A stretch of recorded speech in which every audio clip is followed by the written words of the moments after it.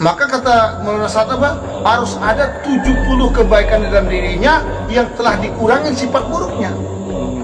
Nah, kalau seseorang ada preman, mantan pembunuh, batato, bisa keluar jalan Allah, pasti ada 70 kebaikan dalam dirinya. Pasti dan pasti.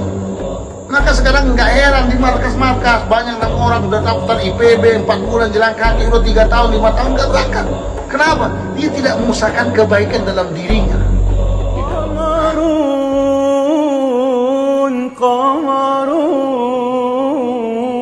Qamarun sidnan 100 tahun yang lalu. Yaitu apa? Alladzina amanu wa jaru wa jahadu fi sabilillah bi amwalihim wa anfusihim a'zamu darajatan indallah wa ulaika humul faizun. Orang-orang beriman hendaklah hijrah dan jihad fi sabilillah, dengan harta dan dirinya.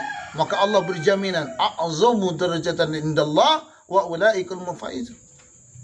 Derajatnya tinggi di sisi Allah. Kemudian apa kata Allah? Sesungguhnya mereka lah orang-orang mendapatkan.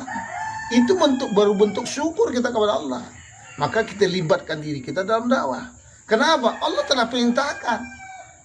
Nah, sekarang kan banyak orang, saya belum dipilih Allah. Bukan dipilih Allah, Allah telah perintahkan ini suratnya. Benar ya Allah. Nah, tinggal kita, hati kita mau nggak? Kita mau nggak menggunakan harta kita, waktu kita, diri kita dalam dakwah? Kalau kita nggak mau, walaupun dipilih Allah juga nggak kepilih juga.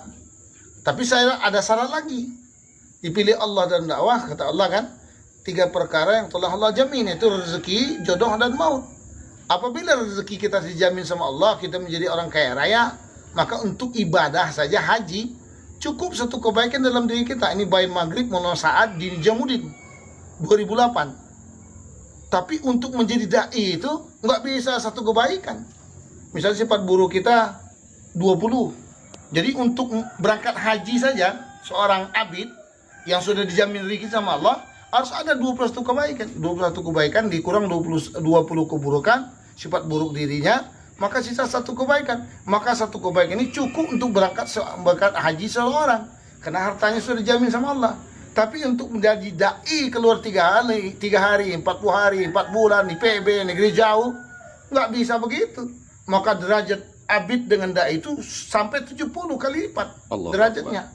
Maka kata Maulana Sa'ad apa? Harus ada 70 kebaikan dalam dirinya yang telah dikurangi sifat buruknya.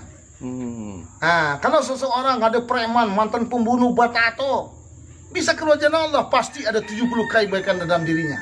Pasti dan pasti. Maka sekarang nggak heran di markas-markas banyak orang udah daftar IPB 4 bulan jalan kaki, udah 3 tahun, 5 tahun nggak berangkat. Kenapa? Dia tidak mengusahakan kebaikan dalam dirinya. Hidayah. Nah, inilah kita mensyukuri nikmat Allah, terlibatkan diri kita dalam dakwah. Artinya kita tambah kebaikan. Kita cinta dengan masjid, cinta dengan amal, cinta dengan saudara muslim kita, cinta dengan orang di luar masjid, cinta dengan orang yang bukan orang Islam. Kita mencintai orang yang benci dengan dakwah. Itu cinta. Jangan kita perhatikan Rasul. Ya orang Yahudi dicintai. Ya seorang pemuda Yahudi yang sering meludahi Rasul. Bagaimana sikap Rasul? Begitu dia tahu dia sakit, Rasul datang bawa makanan, sehingga anak muda tadi masuk dalam Islam. Bukan dibenci. Apalagi kita sekarang, orang Islam yang membenci kita dalam dakwah. Kita jangan benci. Kita sadar, mereka belum tahu, mereka belum mengerti.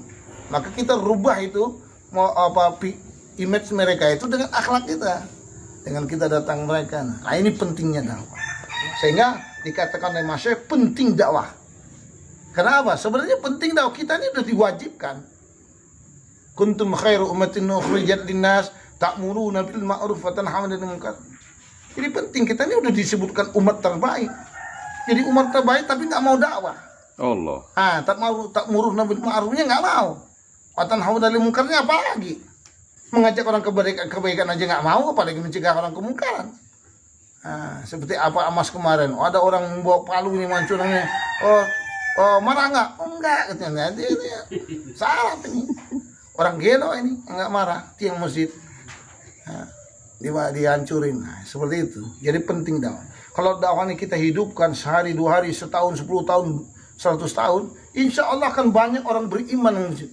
Kalau orang beriman yang wujud di muka bumi nanti, maka Allah turunkan keberkahan dari langit, orang keluarkan keberkahan dari bumi.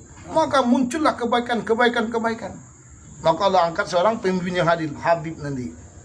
Pemimpinnya ulama nanti. Nah, jadi pemimpinnya ulama yang cinta kepada orang muslim, yang cinta kepada umat.